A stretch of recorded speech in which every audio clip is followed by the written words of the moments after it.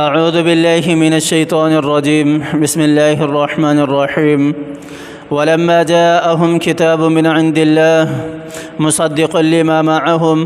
وكانوا من قبل يستفتحون على الذين كفروا فلما جاءهم ما عرفوا كفروا به فلعنة الله على الكافرين۔ اور جب ان کے پاس کتاب آئی اللہ تعالیٰ کی طرف سے جو تصدیق کرنے والی تھی جو کچھ بھی ان کی کتاب کے اندر موجود تھا، جو کچھ بھی ان یہودیوں کے پاس، عیسائیوں کے پاس موجود تھا، ان کے نبیوں کی بھی، ان کے احکامات کی بھی تصدیق کرنے والی تھی۔ وَكَانُوا مِن قَبْلُ يَسْتَفْتِحُونَ عَلَى الَّذِينَ كَفَرُوا، حالانکہ اس سے پہلے وہ ایک دوسرے کے اوپر تفاخر کے ساتھ کہا کرتے تھے کہ ایک نبی آنے والے ہے، اس پر ہم ایمان لا کر فتح حاصل کریں گے۔ اور جب وہ چیز ان کے پاس آ گئی، وہ کتاب، وہ نبی ان کے پاس آ گیا، ما عرفوا، ان کو نہیں پہچانا، ما عرفوا کفروا بھی، یا اس کا ترجمہ ما موصولہ کے ساتھ کر لو، جو وہ پہچانتے تھے وہ چیز جب ان کے پاس آ گئی، جس چیز کا وہ دعویٰ کیا کرتے تھے وہ چیز جب ان کے پاس آ گئی، کفروا بھی، تو اس کا انکار کرنے والے بن گئے، کفر اختیار کرنے والے بن گئے۔ فلعنۃ اللہ علی الکافرین، تو اللہ تعالیٰ فرما رہے کہ ایسے بندوں پر جو اللہ تعالیٰ کے نافرمان ہے، اللہ تعالیٰ کی لعنت ان کے اوپر برستی ہے، اللہ تعالیٰ کی لعنت ان کے اوپر برستی ہے۔ اس آیت کے اندر اللہ تعالیٰ نے پھر سے یہودیوں کے علم کو ذکر کیا ہے۔ یہودیوں کو جو اللہ تعالیٰ نے علم دیا تھا، آپ صلی اللہ علیہ وسلم کے حوالے سے، اللہ تعالیٰ کی کتاب قرآن پاک کے حوالے سے، یہ سارا کا سارا علم جو اللہ تعالیٰ نے بنی اسرائیل کو دیا تھا،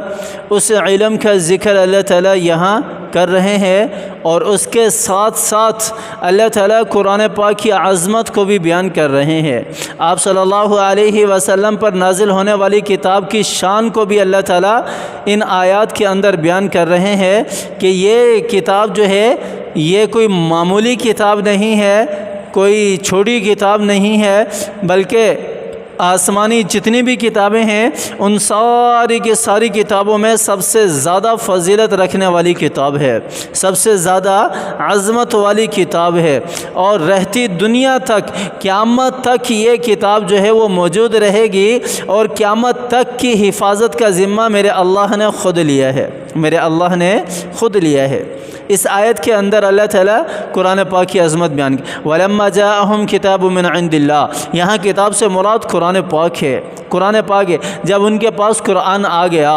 اللہ کی طرف سے، جو کیا کرنے والا ہے، مصدقا لما معہم، یعنی جو ان کے پاس کتاب ہے، جو ان کے پاس علم ہے، جس علم کو وہ جانتے ہیں، یعنی کہ اللہ نے ان کو آپ صلی اللہ علیہ وسلم کے بارے میں، شریعت محمدیہ کے بارے میں جو علم دیا تھا، جو علم وہ جانتے تھے، اس کی بھی تصدیق کرنے والے ہیں۔ حالانکہ اللہ تعالیٰ نے تو اس آیت کے اندر یہاں تک ارشاد فرمایا ہے وَكَانُوا مِن قَبْلُ يَسْتَفْتِحُونَ عَلَى الَّذِينَ كَفَرُوا۔ آپ صلی اللہ علیہ وسلم کی حدیث ہے، آپ صلی اللہ علیہ وسلم نے فرمایا، مفہوم اس طرح کا ہے کہ یہودیوں میں اور عیسائیوں میں جب آپس میں خانہ جنگی ہو جاتی تھی، جب لڑائیاں ہوتی تھی، یا کسی دوسری قوم کے ساتھ لڑائیاں ہوتی تھی، خانہ جنگی ہوتی تھی، تو جو قبیلہ، جو قوم، جو شخص مغلوب ہونے والا ہوتا تھا، تو جو غالب آنے والے ہیں وہ اس کو اشارہ کر کے آپ صلی اللہ علیہ وسلم کی طرف کہا کرتا تھا کہ ایک نبی آنے والا ہے، ہم اس نبی پر ایمان لا کر آپ پر غلبہ پائیں گے، ہم اس نبی پر ایمان لا کر آپ کو مغلوب کریں گے، آپ پر فوقیت ہماری ہی ہوگی، آپ پر دسترس ہماری ہی ہوگی، ہم اس نبی پر ایمان لے کر آئیں گے۔ یہ آیت کا مطلب ہے وَكَانُوا مِن قَبْلُ يَسْتَفْتِحُونَ عَلَى الَّذِينَ كَفَرُوا، کہ آپس میں وہ تفاخر کے ساتھ کہا کرتے تھے، ایک دوسرے کے اوپر فخر کیا کرتے تھے کہ ایسا نبی آنے والا ہے، ایسا نبی پھر کیا وجہ ہے کہ وہ آپ صلی اللہ علیہ وسلم پر ایمان کیوں نہیں لے کر آئے؟ پھر آپ صلی اللہ علیہ وسلم کو انہوں نے نبی کیوں نہیں مانا؟ عناد کی وجہ سے کہ اللہ تعالیٰ نے اتنے نبی جو ہے وہ بنی اسرائیل میں سے بھیجے، 4000 کم و بیش، یا بعضی تفاسیر کے اندر آتا ہے کہ 22,000 20,000 انبیاء علیہم السلام اللہ تعالیٰ نے بنی اسرائیل میں بھیجے کم و بیش۔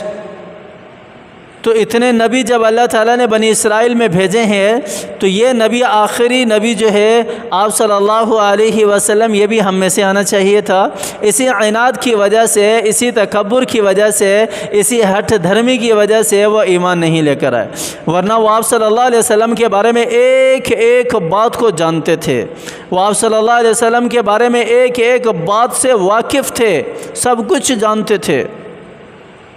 جیسا کہ یہاں اللہ تعالیٰ آگے ارشاد فرما رہے ہیں فَلَمَّا جَاءَهُم مَّا عَرَفُوا، جب اللہ تعالیٰ نے آپ صلی اللہ علیہ وسلم کو مبعوث فرمایا، جب آپ صلی اللہ علیہ وسلم کی پیدائش ہوئی، بلکہ پیدائش سے پہلے ہی آپ صلی اللہ علیہ وسلم کی آمد کے آثار رونما ہونا شروع ہو گئے تھے۔ جس طرح کہ یہودیہ راہبہ کا واقعہ مشہور ہے کہ اس نے آپ صلی اللہ علیہ وسلم کے والد کو دیکھا سفر میں،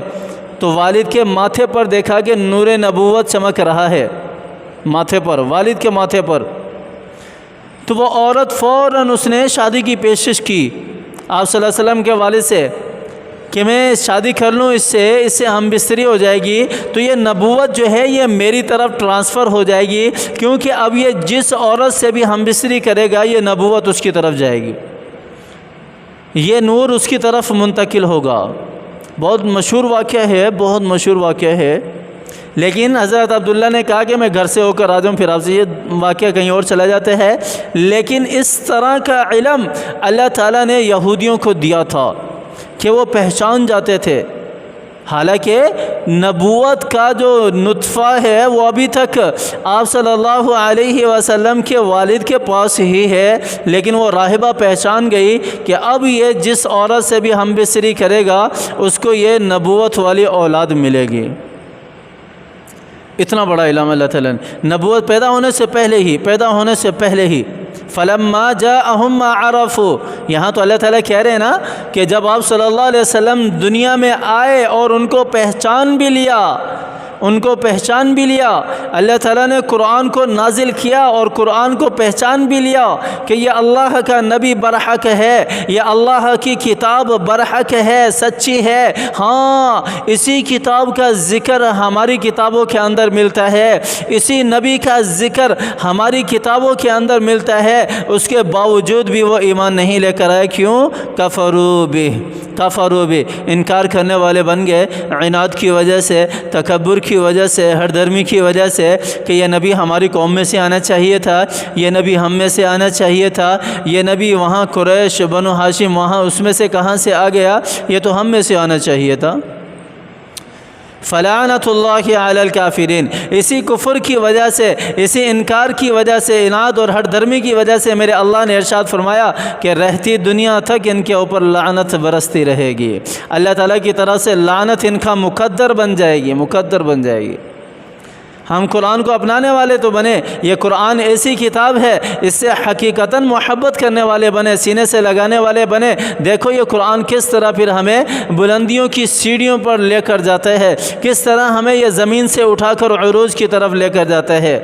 فرق صرف اتنا ہے کہ ہم قرآن کو سمجھنے والے بنے، قرآن پر عمل کرنے والے بنے، اس سے حقیقی محبت کرنے والے بنے۔ اللہ تعالیٰ مجھے بھی اور آپ کو بھی سمجھ عطا فرمائے، اللہ تعالیٰ ہمارے پیاروں کو صحت یابی والی زندگی عطا فرمائے، اللہ تعالیٰ مجھے بھی صحت یابی والی زندگی عطا فرمائے، عافیت والی زندگی عطا فرمائے، بیماریوں سے اللہ تعالیٰ میری بھی، میرے پیاروں کی بھی، آپ کی بھی حفاظت فرمائے۔ اللہ تعالیٰ جتنے بھی مصائب، مشکلات، آزمائشیں ہیں ان سے پناہ مانگتے ہیں، اللہ تعالیٰ ہماری حفاظت فرمائے اور عافیت والی زندگی دے۔ اور جتنے پیارے ہمارے اس دنیا سے جا چکے ہیں، اس دنیا سے گزر چکے ہیں، ان کے لیے بھی بھائی دعا کیا کریں، کچھ نہ کچھ پڑھ کے، تھوڑا بہت پڑھ کے ان کے لیے ایصال ثواب کیا کریں۔ میں پڑھتا ہوں، میں ہر وقت ایصال ثواب ہے، میری نیت ہے کہ میرا یہ جتنے بھی نیک اعمال ہے، قرآن کی تعلیم ہے، ذکر و اذکار ہے، میرے جتنے بھی عزیز، میرے پیارے، میرے بہن بھائی اور میرے والد اور میرے دادا دادی جتنے بھی اس دنیا سے جا چکے ہیں، اللہ تعالیٰ سب کی کامل مغفرت فرمائے۔ جتنے بھی رشتہ دار اس دنیا سے، امت مسلمہ کے افراد اس دنیا سے جا چکے ہیں، ان تک اس کا ایصال ثواب پہنچائے اور اللہ تعالیٰ ان کی کامل مغفرت فرمائے، ان کی قبروں کو جنت کا باغ بنائے، ان کی قبروں کو نور سے منور فرمائے۔ اللہ تعالیٰ مجھے بھی اور آپ کو بھی سمجھ عطا فرمائے، اللہ تعالیٰ ہمیں عمل کرنے کی توفیق عطا فرمائے۔ آمین ثم آمین، وآخر دعوانا ان الحمد للہ رب العالمین۔